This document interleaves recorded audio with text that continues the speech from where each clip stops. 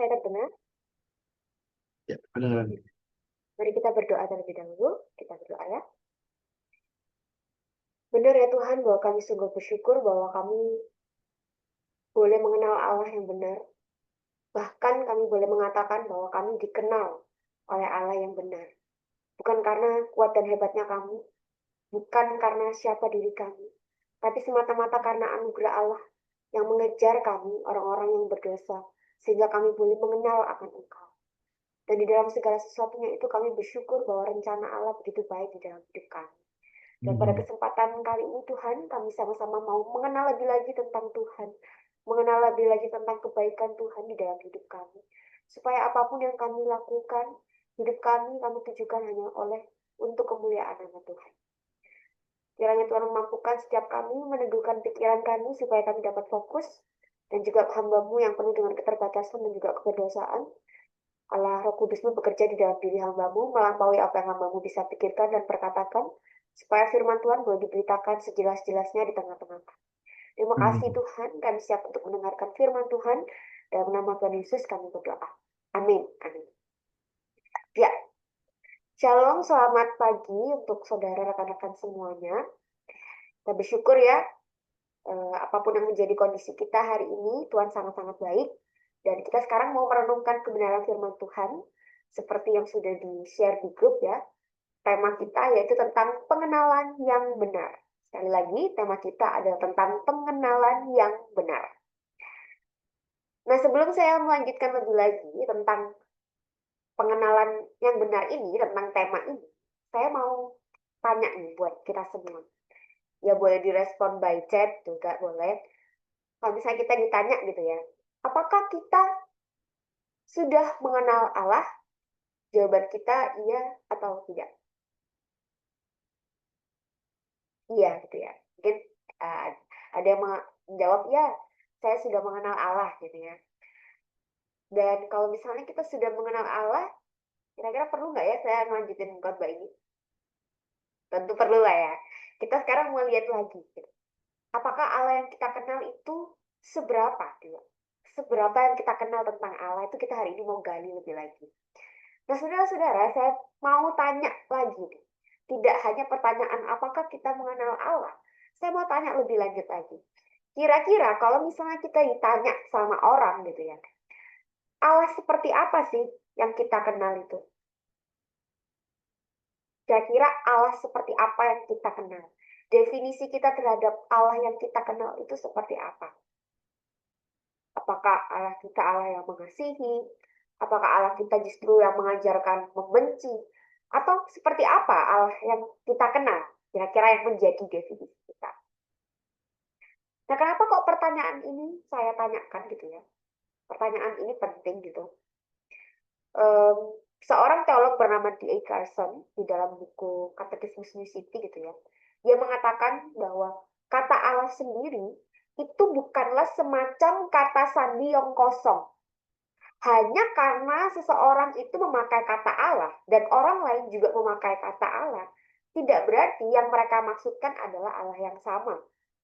Jadi kalau misalnya kita berjumpa dengan orang yang mengatakan, oh aku mengenal Allah, oh aku tahu Allah. Nah, belum tentu loh Allah yang mereka sebutkan itu sama dengan Allah yang kita kenal gitu. Nah, kira-kira kembali lagi bagi kita semua, Allah seperti apa sih yang kita kenal? Gitu ya. Oke, berkaitan dengan pertanyaan tadi gitu. Mungkin bagi sebagian orang, Allah itu seperti sesuatu yang jauh, tidak terjangkau, dan seperti sosok yang tidak bisa dekat dengan kita. Atau mungkin sebagian orang juga ada yang menganggap bahwa Allah itu sesuatu yang tidak bisa diungkapkan, sesuatu yang tidak bisa didefinisikan. Apapun itu gitu ya, yang menjadi definisi orang-orang tentang Allah. Nah sekarang kita mau belajar sebagai orang Kristen gitu ya, Allah yang kita bicarakan hari ini adalah Allah yang tertulis dalam Alkitab tentunya. Allah yang mewahyukan dirinya gitu ya, menjelaskan tentang dirinya melalui firman Tuhan, Alkitab yang kita pegang, yang kita punya. Itu yang sama-sama kita hari ini mau kenal lebih lagi, itu yang mau kita pelajari lebih lagi. Dan itu hari ini itu akan mempengaruhi bagaimana definisi kita terhadap pengenalan yang benar terhadap Allah. Nah, bacaan kita hari ini itu terambil dari Filipi 3 ayat 7 sampai yang ke-11. Kalau misalnya kita ada yang ingat, beberapa waktu yang lalu saya berkhotbah dari yang Filipi 3 yang 12 itu ya, yang tentang mengejar kemenangan yang sejati. Nah, sekarang kita mundur di bagian yang sebelumnya. Kita baca dari Filipi 3 ayat 7 sampai 11. Di sini saya akan membacakan bacaannya buat kita semua. Filipi 3 ayat yang ke-7 sampai 11. Tetapi apa yang dahulu merupakan keuntungan bagiku, sekarang kuanggap rugi karena Kristus. Malahan segala sesuatu kuanggap rugi, karena pengenalan akan Kristus Yesus Tuhanku lebih mulia daripada semuanya. Oleh karena dialah aku telah melepaskan semuanya itu dan menganggapnya sampah, supaya aku memperoleh Kristus. Dan berada dalam dia bukan dengan kebenaranku sendiri, karena mentaati hukum Taurat, melainkan dengan kebenaran karena kepercayaan kepada Kristus, yaitu kebenaran yang Allah anugerahkan berdasarkan kepercayaan. Yang kuhendaki ialah mengenal dia dan kuasa kebangkitannya dan persekutuan dalam penderitaannya, di mana aku menjadi serupa dengan dia dalam kematiannya, supaya aku akhirnya beroleh kebangkitan dari antara orang mati. Amin, amin atas pembacaan firman Tuhan hari ini. Nah, saudara-saudara, bagi pengetahuan kita semua gitu ya, surat Filipi ini ditulis oleh Rasul Paulus. Nah, singkatnya, surat ini, bagian yang kita baca ini, itu diberikan kepada jemaat Filipi, karena konteks pada saat itu, jemaat Filipi itu sedang berhadapan dengan ajaran-ajaran palsu, ajaran-ajaran sesat, yang diperkirakan itu adalah ajaran dari orang-orang Yahudi yang membanggakan prestasi agamawi seperti sunat, seperti itu. Jadi prestasi aturan-aturan agamawi gitu.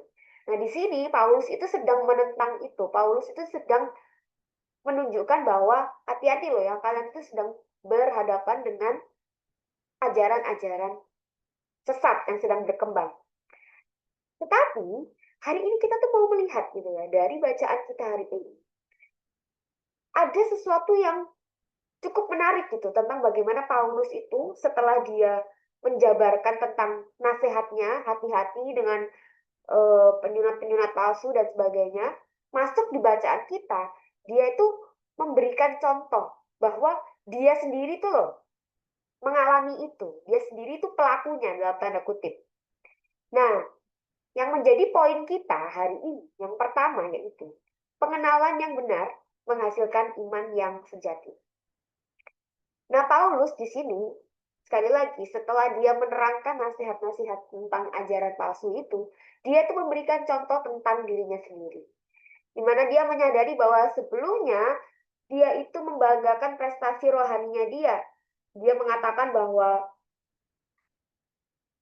tentang kegiatan aku penganiaya jemaat gitu ya. Bahkan dia ngomong juga disunat pada hari ke-8 dari bangsa Israel, dari suku Benyamin, orang Ibrani asli, tentang pendirian terhadap hukum Taurat, aku orang Farisi. Ini menunjukkan bahwa, oh, Paulus ini prestasinya luar biasa banget gitu. Untuk seorang Farisi, dia orang yang sangat-sangat taat gitu loh. Dan dia memberikan contoh bahwa dirinya sendiri nih, aku sendiri nih juga pelakunya, aku membanggakan hal itu. Tetapi, ketika Paulus mengenal akan Allah yang benar, yaitu Kristus Yesus gitu ya, yang menyelamatkan dia, ada suatu perubahan yang dia alami, yaitu pengenalan yang menghasilkan iman yang sejati. Di mana dulu Paulus itu merasa bahwa kebenaran yang dia pegang itu tuh untuk menyenangkan Allah dengan kekuatannya sendiri. Itu merupakan hal yang sangat-sangat dia banggakan.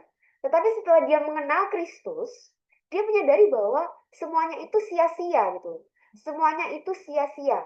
Bahkan dia berulang kali, kalau bisa kita lihat di bagian Alkitab kita, dia berulang kali itu mengatakan bahwa itu merupakan hal yang rugi buat dia.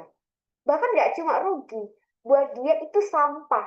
Sampah itu artinya benar-benar nggak penting banget, sesuatu yang benar-benar tidak berguna, sesuatu yang tidak membangun, benar-benar ya udah sampah mah buang aja gitu. Jadi Paulus melihat bahwa setelah dia mengenal Allah yang benar, dia merasa bahwa prestasi rohaninya, segala prestasi rohaninya itu merupakan sampah gitu ya. Itu merupakan sesuatu yang sia-sia karena dia mengenal Allah yang benar, bukan kekuatannya dia, bukan kemampuannya dia berusaha meraih kebenaran melalui hukum Taurat.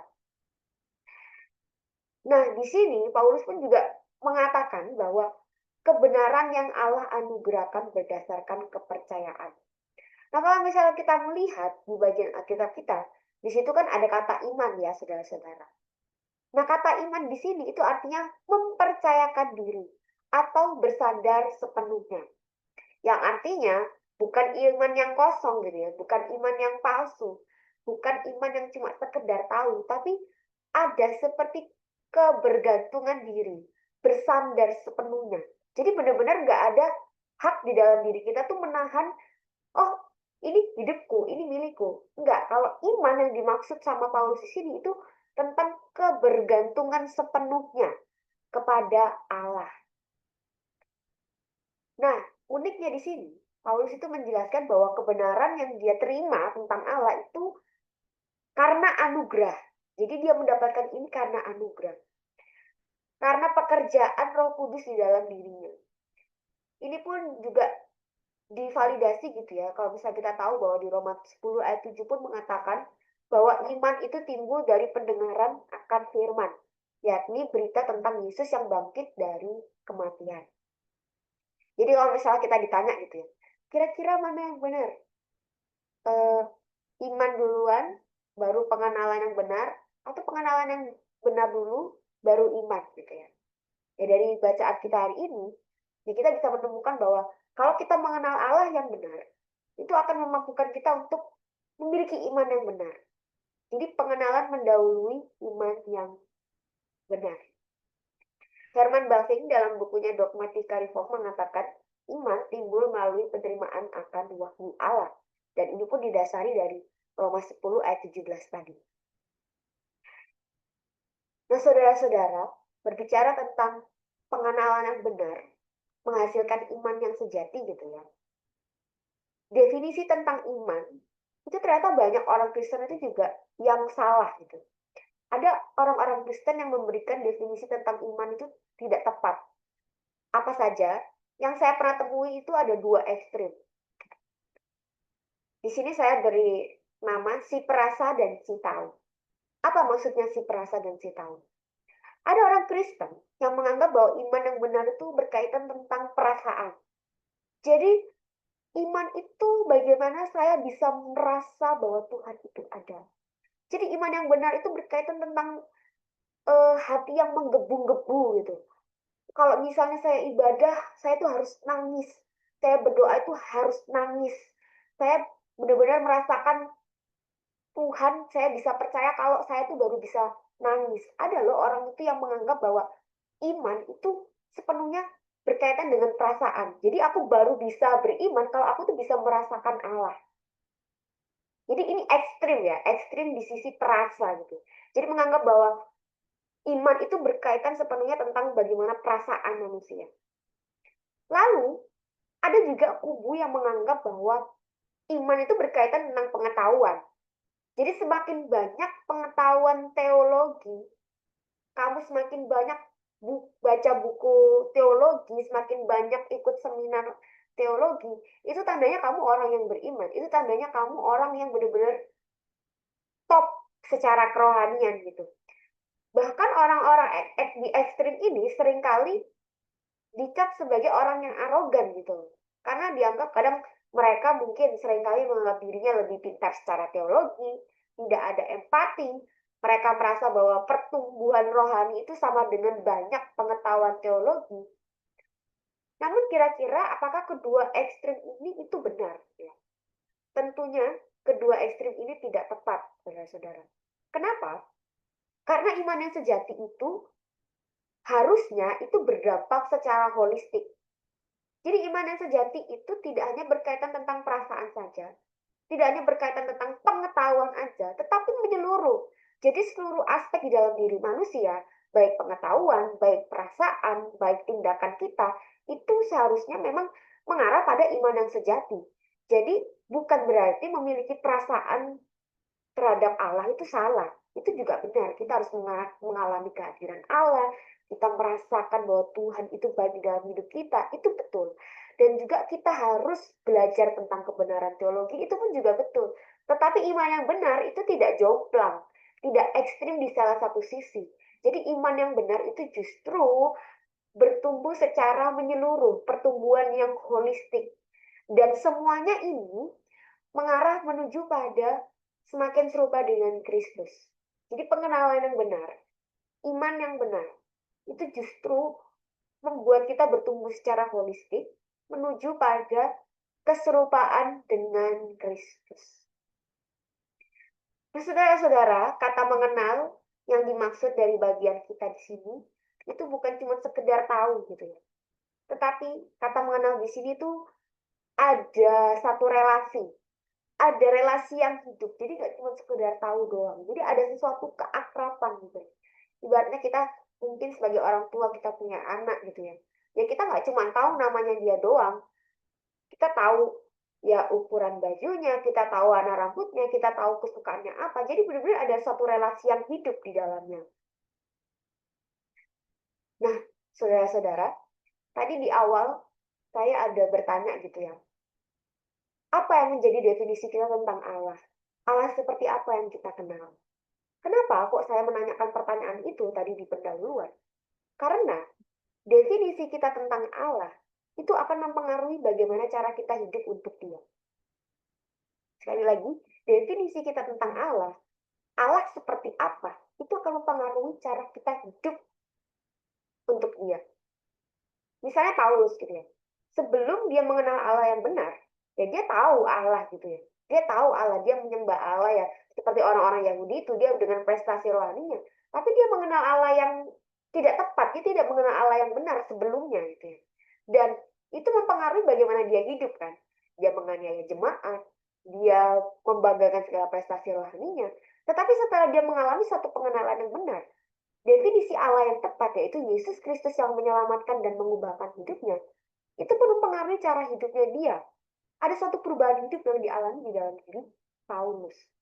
Jadi kita pun, apa yang menjadi definisi kita tentang Allah? Apakah selama ini kita sudah sungguh-sungguh mengenal Allah yang sejati, yaitu Tuhan Yesus Kristus yang menyelamatkan kita?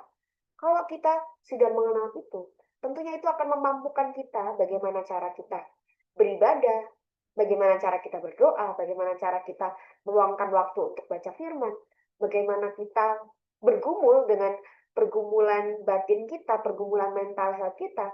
Karena di dalam semuanya itu, kalau kita mengenal sumber yang benar, yaitu Allah gitu ya, sebagai pengendali hidup kita, yang mengontrol hidup kita, maka di dalam kita menjalani kehidupan ini pun, kita terpusat kepada Dia, bahkan di tengah pergumulan batin kita, pergumulan mental kita. Jadi, sekali lagi ya, poin yang pertama, yaitu pengenalan yang benar, itu akan menghasilkan iman yang sejati. Lalu yang kedua, poin yang kedua adalah dampak kedua dari pengenalan yang benar terhadap Allah adalah pengenalan yang benar menghasilkan pembaharuan akal budi. Nah, rekan-rekan yang terkasih, kalau misalnya kita lihat lagi dari bagian Alkitab kita, di situ ada kata mengenal dan menganggap. Nah, kata mengenal dan menganggap ini, itu menunjuk pada salah satu aspek penting dalam diri manusia, yaitu pikiran. Pikiran. Ya, di dalam diri manusia itu banyak aspek ya. Ada aspek perkataan, ada aspek tindakan dan sebagainya, banyak sekali. Tetapi yang kita mau fokuskan di sini adalah pengenalan yang benar, menghasilkan pembaruan akal budi. Yang artinya ini berkaitan tentang pikiran gitu.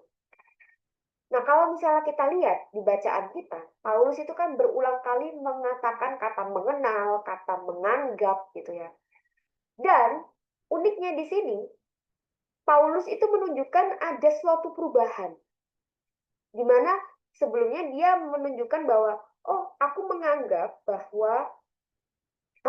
bahwa menganiaya jemaat, mentaati hukum Taurat aku tidak bercacat, apa yang dahulu merupakan keuntungan bagiku, sekarang kuanggap rugi karena Kristus. Jadi ada suatu perubahan anggapan gitu. Jadi ada suatu perubahan anggapan di situ. Yang tadinya Paulus itu menganggap itu benar, tapi setelah dia mengenal Allah yang benar, ada suatu perubahan anggapan di sini. Nah, apa maksudnya di sini? Ini menunjukkan kepada kita semua bahwa pengenalan Paulus terhadap Kristus itu menghasilkan transformasi akal budi. Jadi ada suatu pertobatan yang penuh gitu loh. Ada fokusnya Paulus itu berubah. Jadi pusatnya bukan di dirinya sendiri, tetapi kepada Allah yang benar.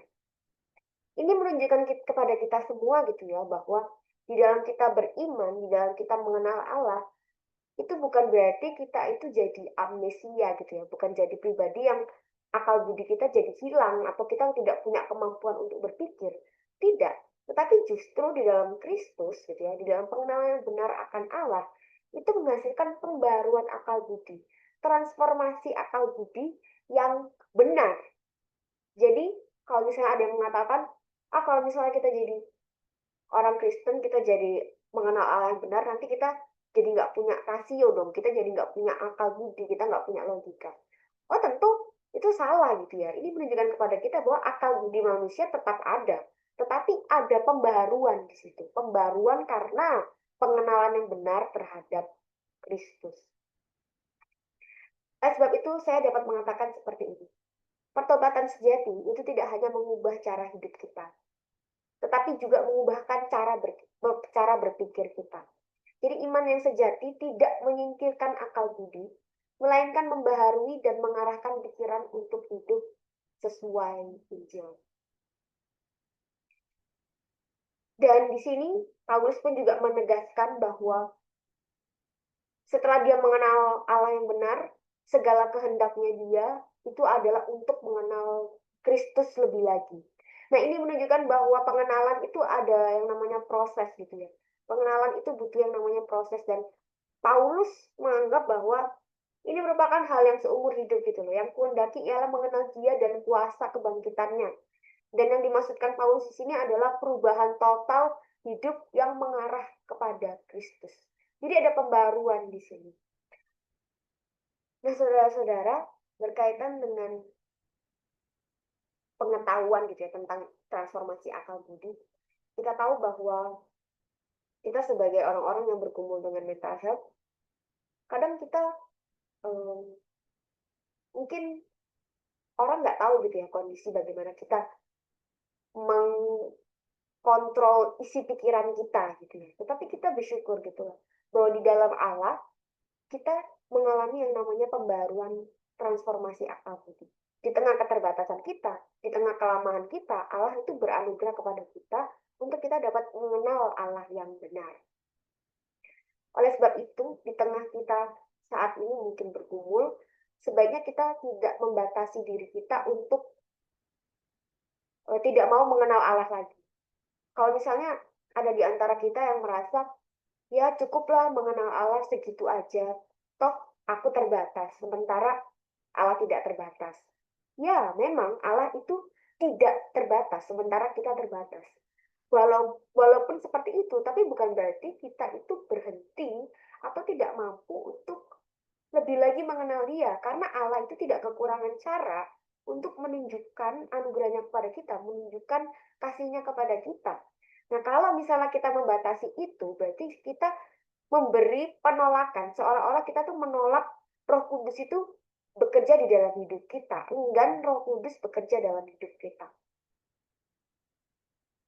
Sebenarnya saya dapat mengatakan, di dalam iman Kristen, itu selalu ada jurang ketidaktahuan. Tetapi yang menjadi persoalannya itu bukan tidak tahu, saudara-saudara. Melainkan seringkali manusia itu tidak mau tahu. Tidak mau tahu itulah yang kadang-kadang menjadi persoalan kita. Memang kita sebagai manusia ada yang namanya ketidaktahuan. Tetapi yang menjadi persoalannya seringkali bukan tidak tahu, melainkan tidak mau tahu. Nah, saudara-saudara yang paling disayang Tuhan, mungkin kita mengalami pergumulan gitu ya. Yang jadi pergumulan kita itu bukan di dalam diri kita. Kita mungkin sekarang kita sudah merasa bahwa aku sudah mengenal Allah yang benar kok. Aku sudah beriman kepada Kristus Yesus. Tapi yang jadi pergumulan kita adalah mungkin orang-orang di sekitar kita. Orang-orang yang mungkin tidak memahami mengenal diri kita. Bahkan kadang mereka menganggap bahwa diri kita mungkin berlebihan. Mungkin menganggap bahwa akhirnya kita difitnah gitu ya. Mereka tidak paham dengan diri kita. mereka jadi negatif thinking terhadap diri kita, bahkan kadang kita merasa bahwa kita tuh lebih tahu isi pikiran kita dibanding orang lain. Nah, kita tahu bahwa kita itu hidup di tengah dunia yang berdosa. Di tengah keadaan kita, apa sih yang kita bisa harapkan daripada orang lain gitu ya untuk memahami diri kita. Nah, kita bersyukur kalau kita hidup dengan orang-orang yang Tuhan taruh yang bisa memahami kita. Walaupun tidak bisa memahami kita sepenuhnya. Nah, oleh sebab itu, pengharapan kita tentang pengenalan gitu ya. Selain kita mengenal Allah yang benar, kita juga bersyukur bahwa kita tuh memiliki Allah yang sungguh-sungguh mengenal kita. Bahkan lebih dari diri kita mengenal diri kita sendiri. Yaitu Allah yang demikian, yang mengatakan, akulah gembala yang baik. Dan aku mengenal domba-dombaku, dan domba-dombaku mengenal aku. Sekalipun di tengah pergumulan kita, mungkin berat gitu ya. Kadang saya pun juga dulu waktu bergumul gitu ya, pas tahun lalu berat di social anxiety, buat ngasih tahu pengalaman ini ke orang lain, saya tuh takut gitu. Saya takut bahwa dijudge apa ya, lebay, berlebihan, atau dibilangin kayak sakit jiwa dan sebagainya. Itu takut banget. Jadi ada suatu jurang di situ, dilema. Di satu sisi saya butuh support, tapi di satu sisi saya juga takut orang itu tidak bisa memahami kondisi saya. Tetapi saya bersyukur bahwa saya memiliki Allah yang sungguh-sungguh mengenal saya, bahkan memahami kondisi saya, di mana di tengah keterbatasan saya, Allah justru menunjukkan kasih-Nya. Bahkan Kristus Yesus pun juga pernah mengalami tekanan mental gitu ya, tekanan batin ketika dia berdoa di Taman Getsemani gitu ya. Dia takut gitu, dia takut stres gitu kalau dia akan menghadapi penderitaan yang begitu luar biasa. Tetapi ketika saya mengingat lagi, oh, Kristus mengalami itu supaya saya yang hari ini mengalami stres, saya yang mengalami pergumulan mental dan juga saudara-saudara semua, kita dapat dipulihkan melalui itu. Dipulihkan di dalam Kristus yang telah memenangkan semuanya itu. Dan inilah kekuatan kita, saudara-saudara. Inilah yang menjadi dasar pengharapan kita bahwa kita mengenal Allah yang benar itu karena kita lebih dahulu dikenal oleh Dia. Karena Dia adalah seorang gembala yang baik. Bahkan terlebih lagi Dia adalah seorang gembala yang rela mengorbankan nyawanya bagi kita semua. Di tengah pergumulan kita, Allah mengasihi kita, Dia tidak membiarkan kita. Nah, marilah kita di tengah-tengah pergumulan kita terus mau mengenal Dia, baik di dalam komunitas kita maupun secara individual, bahwa kita percaya gitu ya, di dalam segala keadaan kita, Tuhan itu punya rencana yang baik. Tuhan itu punya rencana yang baik. Justru kita yang mungkin dianggap mungkin annoying gitu ya buat orang. Ada loh orang yang mengatakan bahwa saya annoying gitu, karena aneh. Tetapi ketika ada suatu pengenalan yang benar gitu ya terhadap diri Kristus, saya pun mengalami yang namanya perubahan hidup. Dan orang-orang di sekitar saya pun juga bisa merasakan itu gitu. Jadi bagi kita semua, marilah kita punya kerinduan untuk lebih lagi mengenal Allah. Sehingga kita dapat mengatakan seperti Paulus gitu ya. Yang ku kendaki ialah mengenal Dia dan kuasa kebangkitannya dan persekutuan dalam penderitaannya, di mana aku menjadi serupa dengan Dia dalam kematian. Nah, inilah kekuatan bagi kita semua. Marilah sama-sama kita memiliki pengenalan yang benar di tengah segala keterbatasan kita, di dalam setiap pergumulan kita bersyukur bahwa Allah sangat-sangat beranugerah bagi setiap kita. Amin. Atas firman Tuhan, mari kita bersatu di dalam doa. Tuhan, kami sungguh bersyukur bahwa kami memiliki Allah yang begitu luar biasa.